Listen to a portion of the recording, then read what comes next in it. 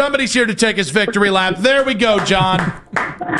Here we go, fellas. Here we go. I think I'm walking, taking the lap, and it might be the only time I ever take one because I'll be far more wrong than right. But how about this run? How about this ball club? I'm 30, all right? I just turned 30 in July. I was thinking about this. This is the most surprised I have ever been by a Cleveland sports team, and it is not remotely close. This is shocking, stunning. I mean, I didn't quit on it. Nick Wilson, you and I were texting when this team was like 10 back about them and still watching the games and taking it all in. But to see them, I thought they'd be in the wild card race, guys. I thought they'd hang around in that because, to me, the third wild card in both the American and National Leagues, it's weak. I mean, it is weak. If the Tigers end up making it, they're more than limping. The Astros, who nobody wants it apparently, that third wild card, the Astros have been terrible this week against the Athletics. I thought the Guardians would hang around there. I didn't have them entering tonight with a chance to put the nail in the coffin in the Tigers for the division race. This is unbelievable. It's why we love sports. It is so much fun. Savor it, Cleveland. So with that, I said today that after watching Tuesday on Pins and Needles and just living and dying with every moment last night, I did the same, but in the seventh inning, I was like, they got this, and I'm going to go to bed. They hadn't even gotten the fourth and fifth runs yet, and I just knew they were going to win, and as I was walking upstairs to bed, fourth and fifth runs score, and I kind of chuckled, and I said, I guess I can go to sleep now. I went to sleep in the seventh inning. All right? I was out. I was done because I just knew they were going to get the win. I've never done that as a Cleveland fan in any sport. No, and this team's made it possible, and I agree with you.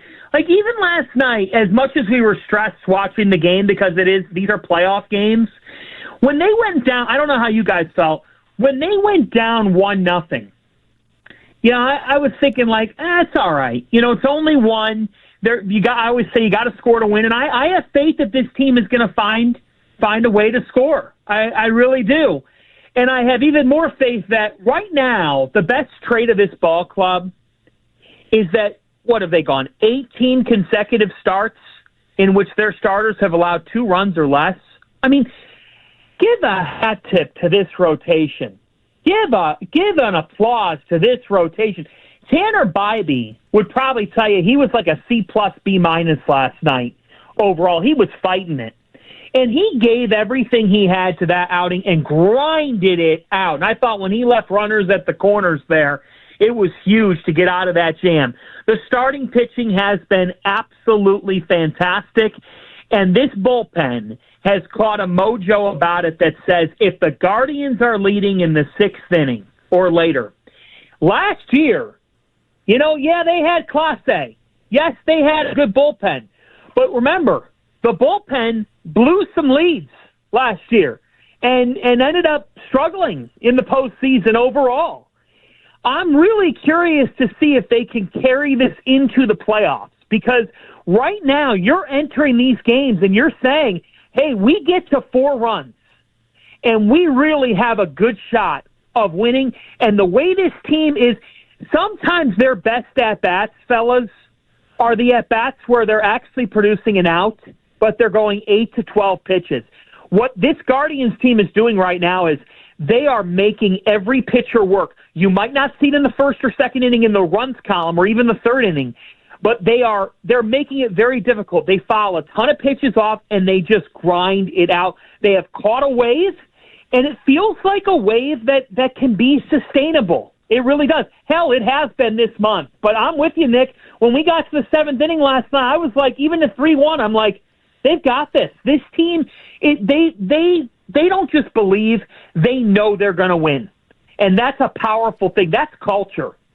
John, I remember going through the times where, obviously, earlier this season, you went 10 games straight losing. You went 1-9 over a 10-game stretch. And I remember being in those moments, listening to Stephen Vogt after the games and being like, there's no fight here, right? Like, he says all of the positive things about this team, and he never takes his shot. obviously to have them turn around, Vogt had a pulse on the clubhouse. He had a pulse on what needed to be said in front of his team and then behind closed doors. What does it say just for him to have that feel on his team and know that there was something there and to be able to pull it out of them?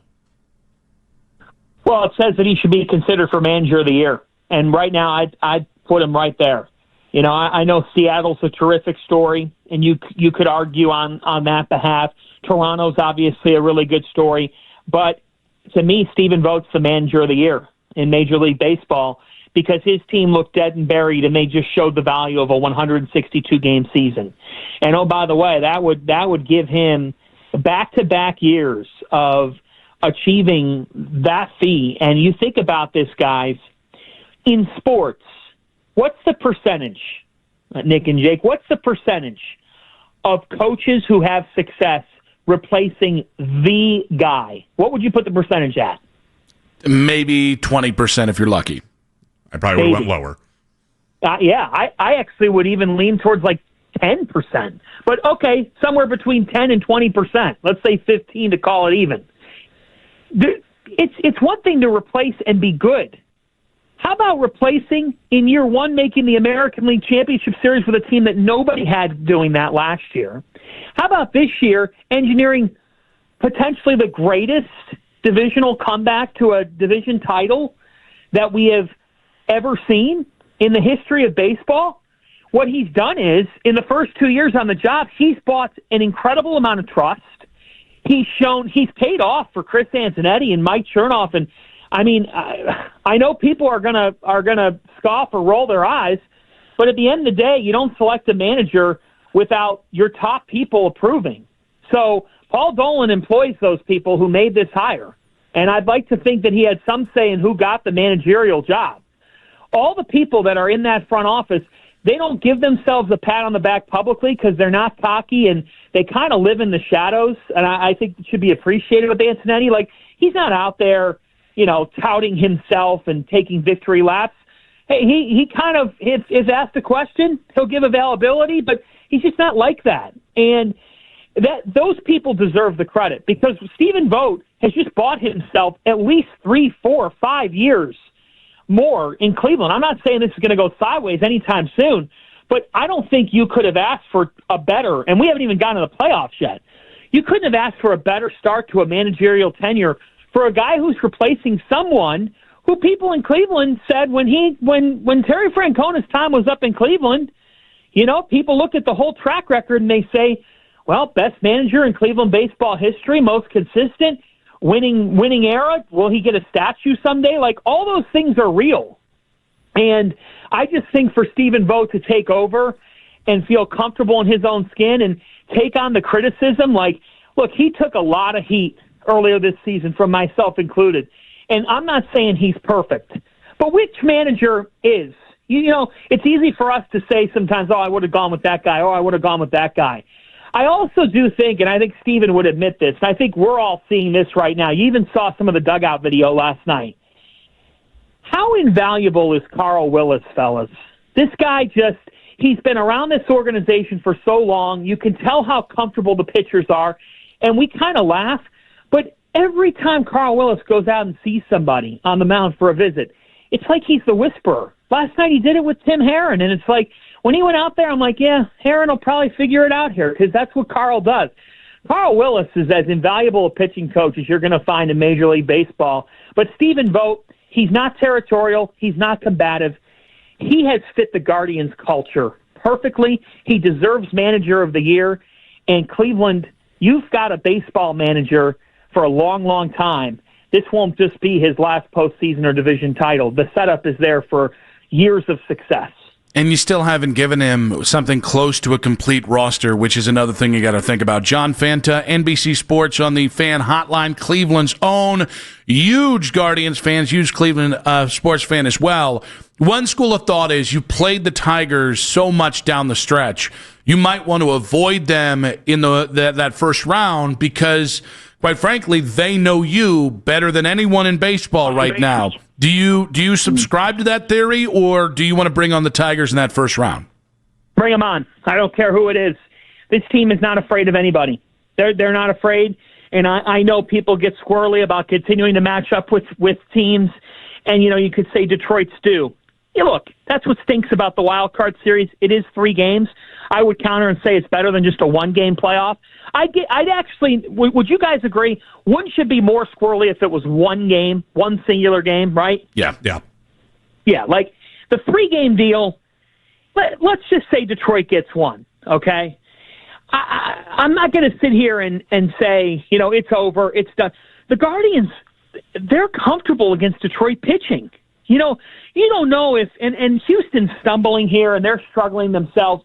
I guess my vantage point is get home field, maybe have a chance to take a breath on Saturday and or Sunday. Take a beat, get ready for whatever the wild card series holds. And right now, this team, they've won 17 of their last 19 games. They're peaking at the right time. And I don't want to, if they go out and they lose the wild card series, and then people are like, oh, obviously it'd be a gut punch, it would stink. But that's playoff baseball. You got to go out and play, and you got to put your best foot forward. I'd much rather be in the Guardians' position. You think the Tigers want to see this team again in Cleveland, which right now is a house of horrors for them? I do not think so. I just don't see it. If I'm the Guardians, I'm more than comfortable facing the Tigers. Hell, they went to Houston. One of the points in their season where I thought they were about to be really, really dead was when they went to Houston. And if you remember, they swept the Astros in Houston. I just don't think this team, Stephen Vogt, and Vogt inspires this. To Vogt's credit, I'm watching Terry Francona's Reds right now, and the Reds have lost twice to the Pirates. They look tight. They're playing tight, and they're struggling. And Stephen Vogt's got his ball club playing loose, playing ready. Even last year against the Yankees had more talent than the Guardians, and their big bombers were the difference in the series. What you could not say, and every Yankee fan would say this, is that the Guardians players were afraid of the Yankees. They weren't. They were not afraid. That's how David Fry walked it off. This team plays fearlessly. I'm not afraid of the Tigers. I'm not afraid of anybody. So obviously people have been talking about, the pitching's been so great on the starting end that you're due for regression at some point. I'm looking at the playoffs and trying to find a 3-man rotation to throw out there in the first series. I think it's easy. Gavin Williams, Tanner Bybee. John, who'd you be picking for the 3rd spot? Man, I think it's Parker Messick. I think it's the guy that's pitching tonight. I believe in him. I think that this guy, being a left-hander, certainly helps. I know Cantillo's there too, but I would think that in a 3rd and deciding game, if it got there, that you could go with Messick and Ciccone and bridge it together and make it work that way. Messick, guys, when you look at what he's done since he's been called up, he has been really, really solid. And he's limited damage. And you know what I like about Messick the most? He really doesn't walk people. He doesn't run into the walk issues. His last 3 starts, he's totaled 2 walks, and that's to 17 strikeouts. 17 strikeouts to 2 walks over Messick's last 3 starts. I love that. I love that he's got command. I love that he doesn't put people on with free passes, because at the end of the day, that's where the regression is going to come from. And it almost happened last night. Like, Tanner Bybee ran into trouble because he walked people. He was not commanding his fastball at times. It would appear that he was overthrowing it. Obviously, Messick being younger, I get it. He's a 24-year-old guy, and this is new for him. But he's a hot arm right now, and he's throwing the baseball really well. This whole rotation is. But I would go with Messick because I think that he just fits the part of the number 3. I don't trust Cantillo right now in that role, to be honest with you guys. I would trust him in a bridge role. And Ciccone, it's been a mixed bag. When he's been off, it's not good. And now he's been on the past couple of weeks for the most part. But when Ciccone has not been good, he makes mistakes. Messick has shown us in the sample size that we have, albeit limited, that might help him in the playoffs. It really might, from a scouting perspective. He hasn't seen some of these teams and have not seen him. I would go with Messick. I really would. All right, John, we got about 45 seconds here. Does the Guardians-Tigers divisional race add more juice to this Lions game on Sunday? Hell yeah, why not? Yeah, Cleveland, Detroit for the barge. Yeah, I think it does. I think it only adds more fever, It certainly, I already have Detroit sports fans texting me saying the real game is Sunday. That's how much they've given up on their baseball team, and I just send them back the meme of at least we're not Detroit from the elite Cleveland tourism video. You know what, guys? Sunday is obviously a huge test for the Browns. At some point, they have to find some level of an offensive rhythm. If they don't find an offensive rhythm, then they're not going to win on Sunday because Detroit's just too potent for even an outstanding defense to keep them at bay. But you know what? The Browns have the best defense in the National Football League right now. And I think my mindset is that needs to be good enough for them to push the over past 3-win Wilson, because 3-win Wilson, they've already got one. 3-win Wilson. That sounds delicious. John is going to be on NBC Sports on Sunday. He's going to be making his Football Night in America debut this weekend, which is a huge, huge to-do. John, we're so happy for you. Cleveland is so proud of you, buddy, and love the energy you brought today, as you do every time you're on with us. Appreciate you, bud. Thanks, John. Thank you, fellas. I get to do Browns-Lions highlights on Sunday night. We'll see how that goes. All right, no crying if it's a bad game. Okay, buddy? John Fanta there of NBC Sports.